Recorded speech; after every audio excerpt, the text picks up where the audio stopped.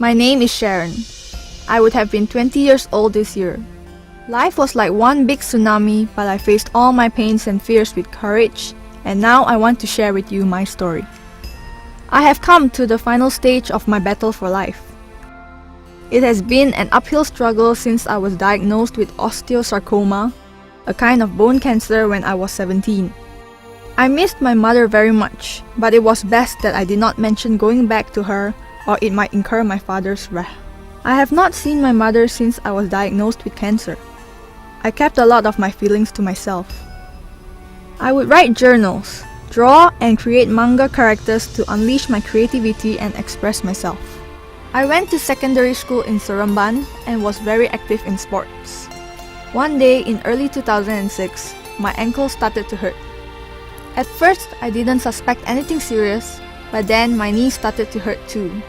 And the pain got worse, so my dad took me for a checkup at the hospital. Then, the bad news arrived. I was diagnosed with osteosarcoma, a type of bone cancer that usually happens to teenagers. It was just before I turned 17. As I look back, so many things had happened.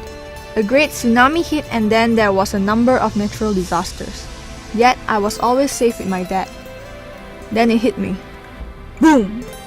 I had cancer. It was sad, but I tried to stay strong.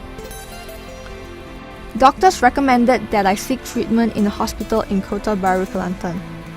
I guess I can look at that as a good runaway from the old life. We decided to turn to alternative medicine, which put me on a special diet, but that also put my body under a lot of stress. The cancer grew and my leg had to be amputated. My dad and I decided to continue with the diet after the surgery to help my body heal. But it did not quite work out and my body was weak. I could not rest properly. I spoke to God a lot. In the wee hours of the morning when I could not sleep, I would write my journal.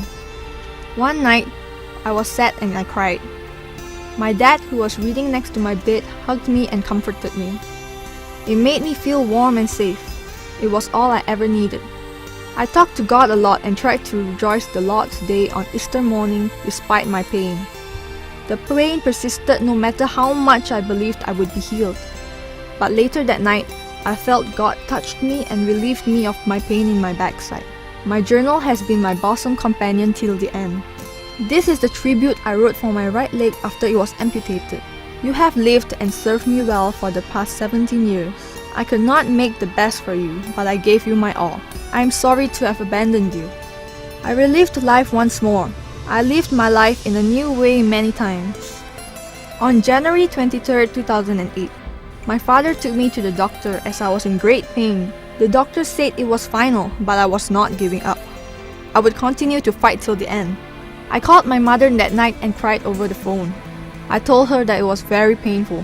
Through my sobbing, she consoled me and told me to be brave and not to cry.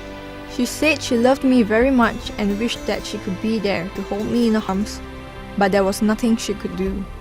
She asked me to pray and I asked her to do the same for me. I told her that I loved her very much and wanted to come back to her but did not have the courage to speak to my father. She told me to hang on in there and she could see what she could do. That was the last time we spoke to each other. She continued to SMS me the next few days to encourage me. It was James, my brother, who read the messages to me and replied to her as I was too sick and weak then to do anything. 24th January 2008, 1:56 AM. I wrote in my journal, I have not done anything since December as I said I would after SPM. I am sorry. I have been sick. News and fact is that my cancer has spread to lungs and stomach. I won't live long. So, in short, I am fighting for my life.